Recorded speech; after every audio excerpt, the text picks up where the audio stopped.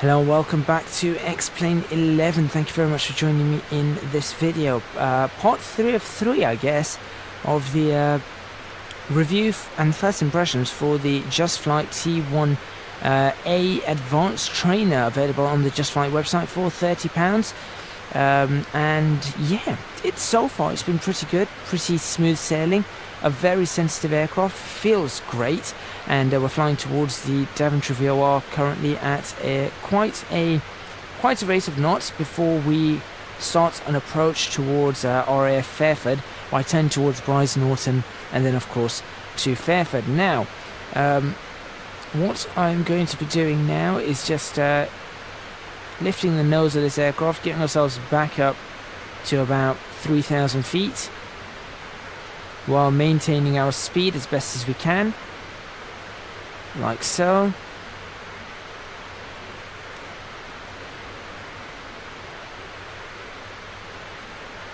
The aircraft itself is really quite good. It's just a little bit tricky to actually trim. That's the only thing I will say. It's tricky to trim. As you can see, I am trying to trim it right now. Trying to do about 340 knots, and it's not all too happy, but we're managing, just about. So we're going to fly over to Daventry, and I'm using this map at the moment, so you can see we're almost on course to Daventry. I'm not sure why this hasn't come alive. I feel like I have actually done something wrong here. So I'm not all too certain why this has not come alive for us. I mean, I'm just looking at these channels. Everything here seems to be okay. Normal, that's fine, that's on, that's correct. That's in its correct place. And I think that's in its correct place too. So yeah, at this moment in time, I'm not sure why this isn't working correctly, but it's okay. We don't really need it today. But as you can see, once we get over there, we are going to be turning towards. Let's have a look. We're going to be turning towards Bryce Norton. So we need to be doing that. Which is, what's the turn? What is it towards Bryce Norton? There it is. There's Bryce Norton. So we're going to do a turn towards Bryce Norton from Daventry. So we're looking to take the outbound radial of probably we're still climbing. It's ridiculous, this aircraft. Really does just keep climbing. We're looking to take an outbound radial of, let's say, 22. I think an outbound radial of 22 should be pretty good for us. So what we're going to do is, once we get over Daventry, which shouldn't be too long, there you go, you can see we're almost there, we'll turn onto a heading of 220, and from there we'll see if we can get to Bryce Norton. As a matter of fact, should I just tune in? I could just do this, right? No, this is nope, this isn't the one I want. This aircraft is something else, this is. It really is. I mean, it's very... You can tell it's a military aircraft. It is. Dynamically, this aircraft is not stable at all. There is no stability to this aircraft whatsoever. But, I mean, that's the... I suppose that's the fun part in it.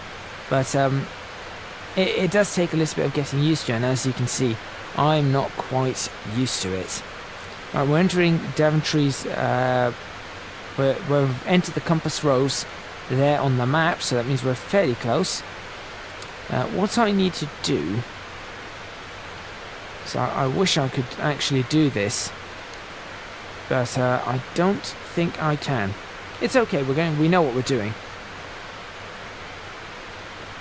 So we'll head 220, then we'll fly overhead Bryce Norton, and then we'll go in for a landing at Fairford. Just need to get this aircraft sort of stabilised. Yeah, go and climb a little bit. We actually managed to get to Daventry fairly alright.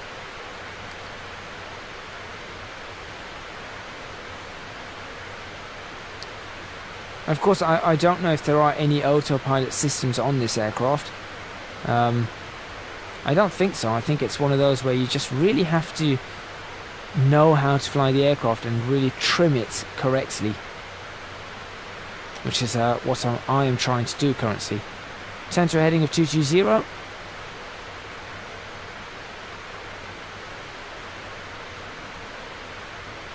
Lift that nose. There you go. You can just see how sensitive this aircraft is, and it's a great aircraft to fly. I flew it in VR, as I said in the last video. I flew this in VR, and the experience of flying this aircraft in VR, it feels like the real thing. I mean, even when you're actually doing the maneuvers, and I was doing some upside down flying and some pretty high G turns and things like that, and I was doing a brake, for example. That looks like Bryce Norton right there. Is that Bryce Norton? No, that's not Bryce Norton. That's a different airbase. That's Fairford. Okay. So now what do I need to do on this? Yeah, this just didn't work. Actually, I think this must have an autopilot of some sort, right?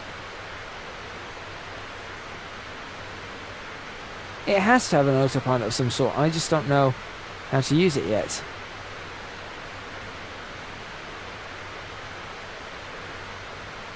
Don't raise up that much.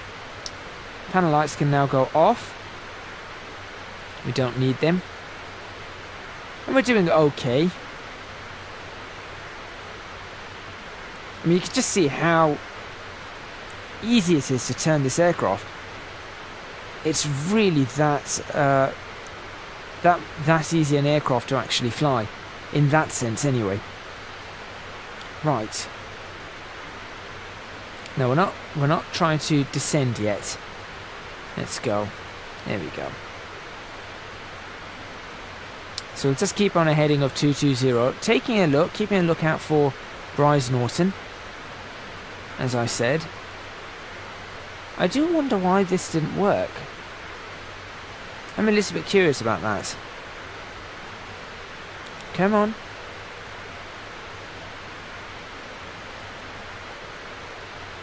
Okay, we seem to be, again, kind of okay with how we're flying. We'll go back to the map just to keep us in the idea. Yep, we know what we're doing. See Bryce Norton.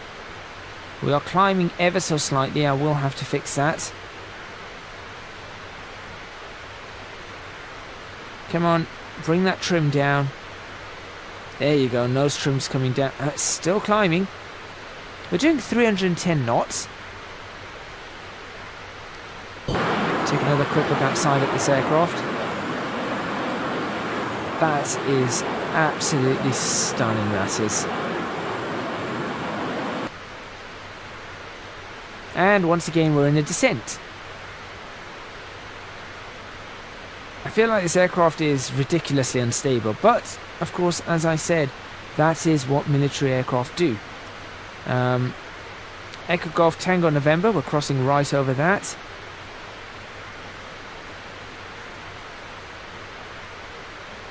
And then the next one in front of us should be Bryce Norton. At that point, we're going to come in for a base leg on a heading of 190. And then we're going to see if we can just get ourselves lined up with Fairford, and we're going to land runway 27. And we'll use the puppy lights to guide us, of course. So as soon as we pass Bryce Norton, we go into a descent, and we line ourselves up for Fairford. So again, I'm trying not to exceed 3,000 feet at this point. But it's easy to hold. It's easy to hold our direction. Speed, not so much. Not so much at all.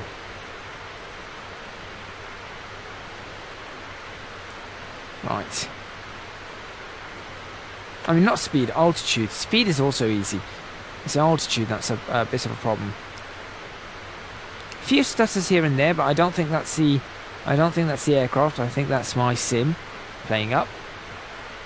Is that the airport ahead? I think I see an airfield.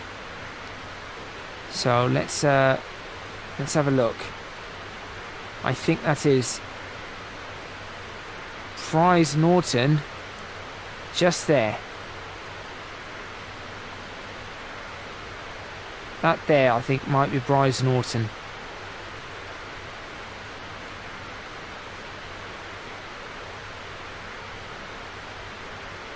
Still keeping an eye out. Let's see. We are headed directly over it. I can't actually see this, although I can feel that my aircraft is now deciding to nose up. Okay, at this point in time, I'm going to start reducing power and beginning a turn very gently. So I can't see this airfield. Probably because I'm not actually headed towards it. So let's start reducing power and bring ourselves into a nice descent. Not that much of a descent for RAF Fairford.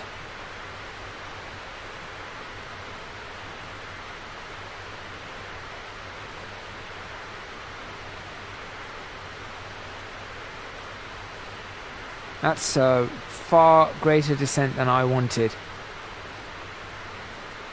Alright, let's do this pretty much manually, I guess.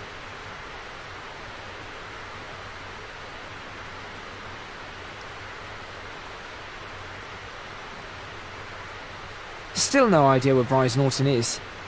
We've just gone past it, that's why. There's Bryce Norton. Alright, heading of 190. In for Fairford we go. There we go. Start reducing speed massively.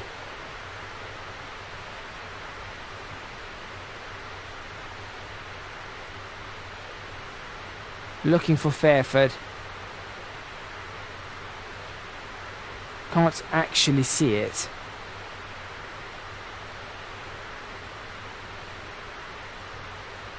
So not actually knowing where Fairford is. There it is. I see it. Okay, here we go. So looking for 130 knots. Extend the air brake if we need to. Alright, so let's extend the air brake. How do I do that? I don't actually know. There's Fairford though. So I'll tell you what we'll do is we will circle around. Since I've got time in this video, we're going to do a circle around Fairford. Well, actually we'll do an RAF style brake. Let's do a Red Arrow style brake. Alright, so now we know where the airfield is.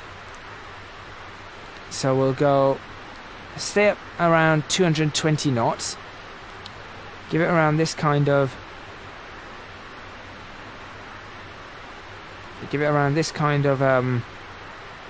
power. It's pretty good. Try not to gain too much altitude.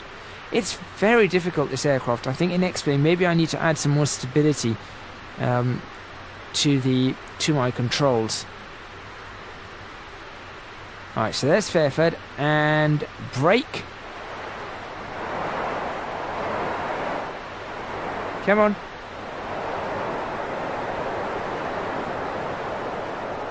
That's an interesting feeling, swinging the aircraft around like that.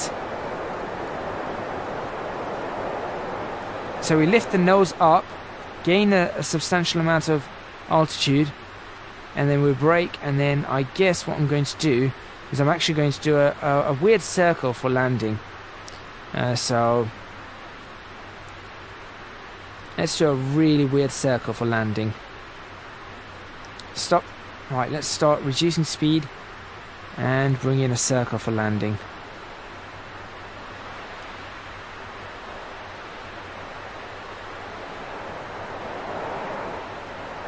Like I said, this is the first time I've flown it in my own copy of X-Plane. That makes it very different to fly.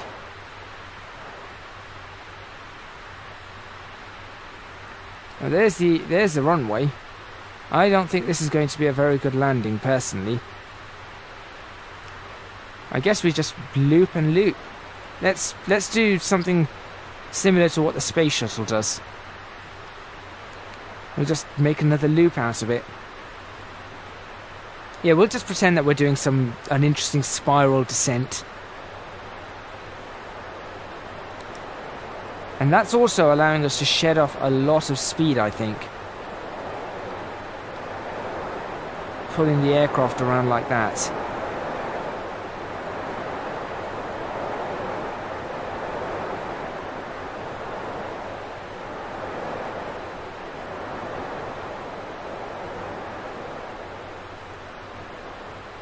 Is that going to be good enough? I'm not sure. Should be, although we are too high. Whoa, this aircraft feels really strange with flaps out.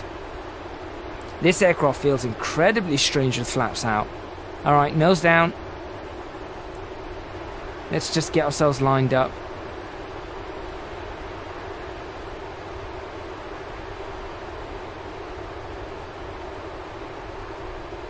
That's a very, very interesting descent profile. Very Space Shuttle-esque.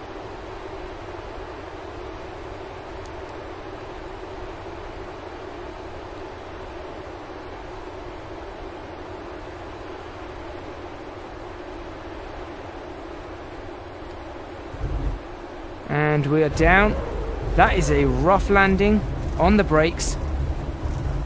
But we are down at Fairford after not actually knowing where Fairford was. Alright, release the brakes now. Flaps in. Interesting first flight. The aircraft performs very, very differently when it's yeah, it performs very differently when the flaps are out when it's coming in for a landing. So what we're going to do is we're just going to stop nearby, and then we're going to go through some shutdown procedures. Alright, so not a great landing, but it's an interesting flight. Got to get a feel for the characteristics of the aircraft. It's actually very, very nice. We're just going to stop the aircraft here.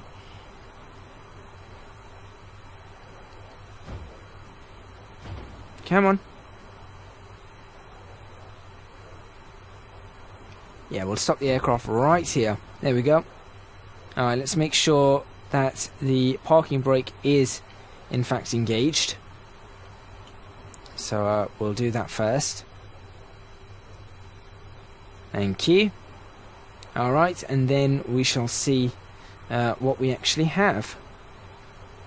So, right, we're going to off the... Right, we need to switch off that light. I guess this goes back to red. Then we'll go... let's see, cut off. How do I do this? Click the latch at the base of the throttle to bring it all the way back.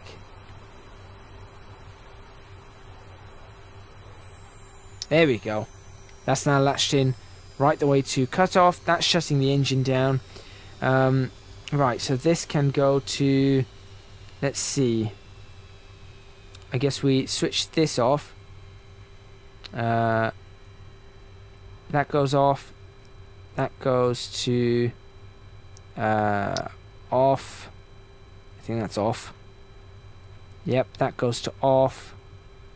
And that's already off. That's why that didn't... No, that's VOR. No, that's not right. Okay. Then we're going to go to the engine start. Move this to off. We are going to move that off. Pitot heat. Maybe that's why that didn't work.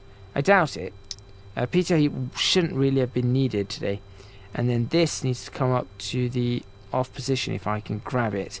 I did just see the indicator for it. How do I grab it? I guess I have to actually move around. There you go. That's now off. From there, we need to make sure we switch this off. That goes off.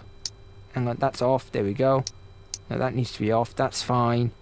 Let's see. That's okay. That's okay. Then we need to go to... So switch off both batteries, I guess. Like that. And then that's disconnected the power. Then all we need to do is put that back in, give ourselves some of those, open up the canopy. And I think, yep, we are back in a state where this aircraft is just stopped. Obviously, this is not where we park it. We should have parked it over there, but this aircraft is now stopped. So we've taken this aircraft in the air. We've flown it. What are my final impressions? Well, first of all, it's a really, really good aircraft. I think it takes some getting used to on flying, especially keeping the altitude does take some getting used to. Speed control is pretty good. It's just keeping that altitude. This aircraft is dynamically unstable. It is a military fighter. They are designed to be dynamically unstable. They always want to be moving. So there is that. Ailerons wise, as in terms of roll, it's very, very stable on roll. Obviously, it needs to be due to the whole idea of it. It's an acrobat plane, it's a stunt aircraft, it's a training aircraft, so on and so forth.